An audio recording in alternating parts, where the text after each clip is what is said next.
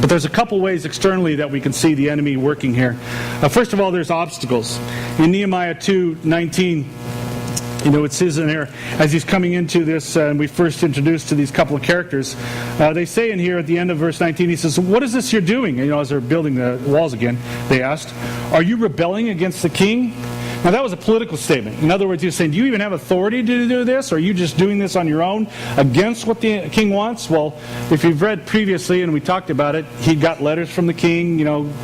Nehemiah did his homework, and he made sure that, no, I'm an authority to the king. But Nehemiah, if you read on in there, knew that this was really just an attack trying to stop what he was doing. But that's an example. Then later on in chapter 3, verse 5, what we see in chapter 3, there's people starting to build the walls. And so in 5 it says, the next section was prepared by the men of Tekoa, and but their nobles would not put their shoulders to the work under their supervisor. In other words, these men were saying, okay, I'll help build, but the leaders in their area refused to do any work because they had supervisors who refused to do any work, and so they didn't want to tick off their supervisors.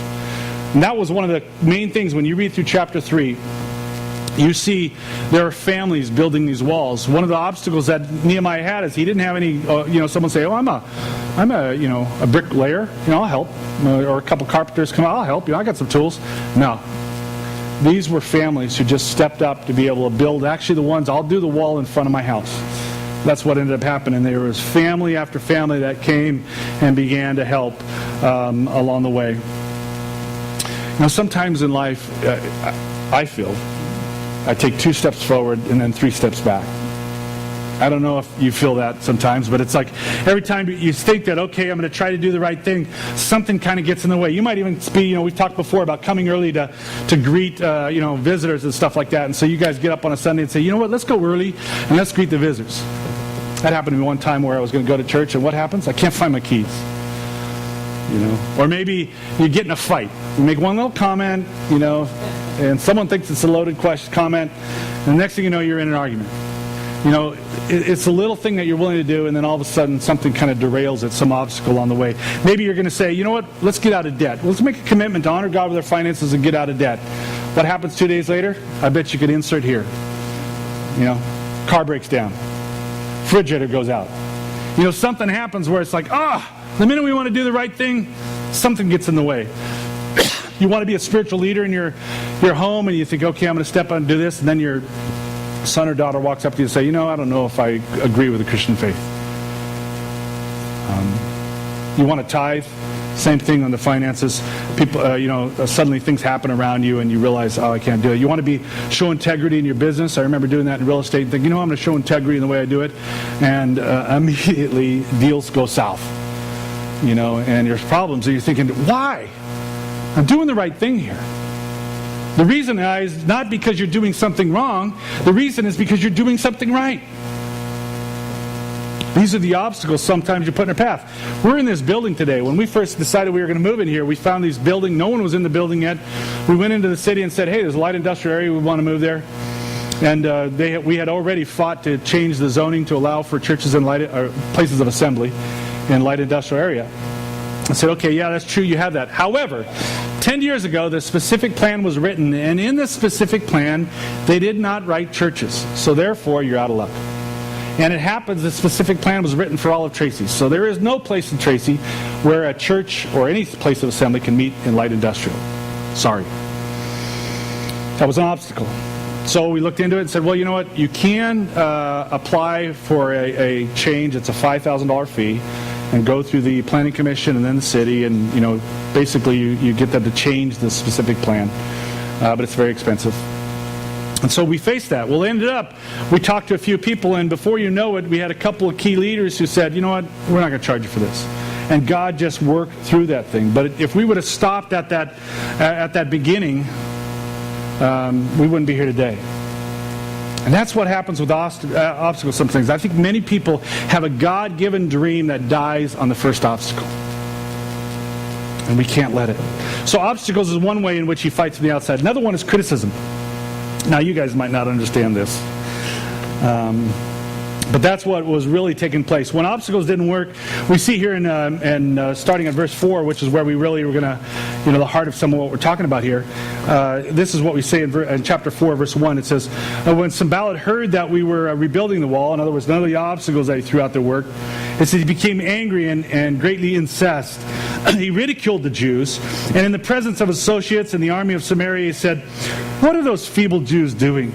Will they restore their wall? Will they offer sacrifices? Will they finish it in a day? Can they bring the stones back to life from those heaps of rubble, burned as they are?" And then Tobiah, the Ammonite, next to him, he jumps in, who was at his side, says, "What are they building? If even a fox climbs up on it, he would break down their wall of stones." I mean, they're throwing out criticism left and right here, and we've seen this. They're sitting there, they're saying, what are you going to pray the walls go up? Is that what you're going to do? None of you guys know how to do it. Do you have any idea the size of this project that you have? I mean, look at the materials. You got burnt out rubble that's here, and you're trying to beat it. That's not quality material. Look at the quality of your work. Then you guys are craftsmen in how to build a wall. A fox jumps up on that wall, and it's going to fall over you people. They're trying to be able to create and work in them to be able to discourage them through criticism. Have you ever had it where you had something great happen? Or maybe you had a great idea, something you're going to do, and you think, I got to share this with someone. And so you find someone that innocently you say, "This is what I'm thinking of doing." Instead of saying, "Mark, that is an excellent idea. I think that's a great idea," they're thinking, "What are you thinking?" You go to them and say, I'm going to kind of back off on my hours of work, or maybe I'm going to back down from a high-paying job because I want to really simplify my life, maybe do more with my family. Maybe I want to go ahead and use my gifts and really work more in helping others and stuff like that. And they're thinking, "This economy? You're crazy." Or you do say, we're trying to tithe to our church, so we don't doing as much. We're trying to tithe to what God wants to do and give more money to Him. And they're thinking, how can you be doing this? God doesn't. That's a lot of money. On and on, you can think of your own examples probably where you've had situations in your life where maybe you're saying, I think I'm going to try to... I can remember, as an example, in real estate, one of the things we would do is meet after work at the local lounge, to talk about our day. And of course there was drinks and all that stuff. And so one of the things when my wife and I were trying to get right is I would say, I'm going to opt out of that. I mean, the amount of flack I got. Well, come on, what are we not good enough anymore? The criticism that would come in there trying to be able to, when you're trying to do the right thing, it increased the opposition that was happening. The thing you got to understand is if you want to change the world, if you want to be a leader, if you truly want to follow into what God wants you to do, you have to be willing to accept criticism. It's just a part of it. People aren't going to get it because they don't have the passion. They don't see it through your eyes. They don't see it through God's eyes. They don't understand it. And so you're just aware of that. Now, I'm not talking about constructive criticism of people who are listening. That's why I tell people, even when you go to a Christian counselor, really, it helps to go to. I'm not against a non-Christian counselor. I mean, they give you good advice, and certainly that. But sometimes, a person who understands the way God works, they can help give you the kind of advice that understands, what God is trying to be able to say. What do you think God is trying to do, and help give you insight. Even they too can criticize those. So you've got to be cautious and just be aware that criticism exists. So that's kind of one of the ways is through the outside. But also, another way is the enemy's going to try to discourage you from the inside. In verses 10 through 11, we can kind of see the discouragement of the people rise up in chapter 4 there. It says this, "Meanwhile, the people in Judah said, 'The strength of the laborers is giving out, and there is so much rubble that we cannot rebuild the walls.' Also, our enemy says, before they know it or see us, before they know it or see us," meaning the Jews know it or see us, they're talking kind of like third person thing, "we will be right there among them and will kill them and put an end to the work. And then the Jews who lived near them came and told us 10 times over, 10 times by the way, 'Whenever you turn, they will attack us.'" We see in here, though, what happens kind of when the enemy works from the inside. When you leave the outside criticism unchecked and not deal with it, or discouragement itself, where you begin to see how it starts to affect you. It's kind of like a hammer that is beating down your confidence. And so you can, a couple ways in which you can start to affect this. First of all, you begin to start to doubt. In verse 10 there, you can see that, they're looking and say, there's so much rubble. We're not skilled at this. We don't have enough workers. We're getting tired. We're never going to be able to build this wall. We're just not seeing the progress happening fast enough, which, by the way, is a miracle, 52 days. But, it's definitely a God thing. But for them, they could just see the work in front of them, and it wasn't going fast enough. And that's the principle that's kind of this idea of doubt. Is what happened is they took their eyes off of a God thing that God is wanting to do, and they started focusing on themselves and their own inability. They saw the work, the rubble around them. They forgot about God, and they're all of a sudden thinking, yeah, I can't do this. I mean, who am I? I'm just a baker. I'm just a home worker. I'm just this is not my profession. I don't know what I'm doing. Maybe he's right. Maybe it's going to fall down the minute someone leans up against this wall.